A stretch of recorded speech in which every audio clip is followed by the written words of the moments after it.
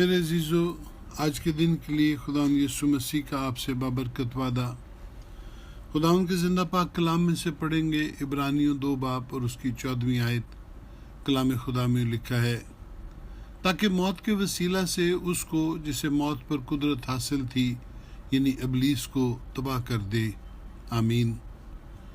आदम के गुनाह करने के सबब से मौत आई और फिर मौत ने मसीह यीशु के आने तक हर एक पर यानी बनी नौ इंसान पर हुकूमत की।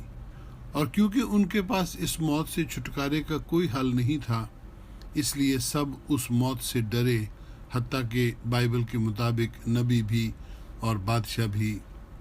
इस बात का दूसरा रुख ये है कि शैतान न सिर्फ पहला गुनहगार बल्कि आजमाने वाला और फिर गुनाह कराने वाला भी बना। शैतान की राहें गुनाह और तारीकी की राहें हैं, बल्कि मौत की राहें हैं, और उन पर चलने वाला मौत का शिकार बनता है। इस तौर से हम कह सकते हैं कि इब्लीस को मौत पर कुदरत हासिल थी, लेकिन मसीह यीशु ने सलीब पर जान देकर न सिर्फ हमें बचाया बल्कि इब्लीस को ऐसा तबाह किया है कि अब उसका तमाम इख्तियार जाता रहा है। अब वो ना किसी मसीही को रूहानी मौत की गुलामी में रख सकता है और ना ही किसी को गुनाह में खींच कर ले जा सकता है, क्योंकि मसीह यीशु पर ईमान लाने से न सिर्फ हमारे किए हुए गुनाह माफ़ हुए बल्कि वो फितरत भी जो गुनाह आलूदा थी बदल दी गई। अब इब्लीस का ईमानदारों पर कोई इख्तियार नहीं रहा।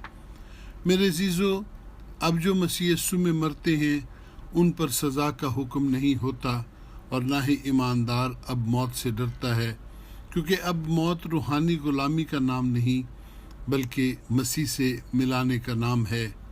अब जितना मसीह की सलीब के करीब ज़िंदगी गुजारेंगे उतना ही आप खुशी से मौत का सामना कर सकेंगे।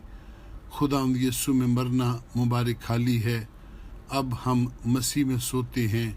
अब मौत खुदा से दूरी का नाम नहीं बल्कि घर वापस आने और उन मकानों में रहने का नाम है जो हमारे नाम से आसमान में हमारे लिए मखसूस किए गए हैं। आमीन सुम आमीन। खुदावंद आपको बरकत बख्शे।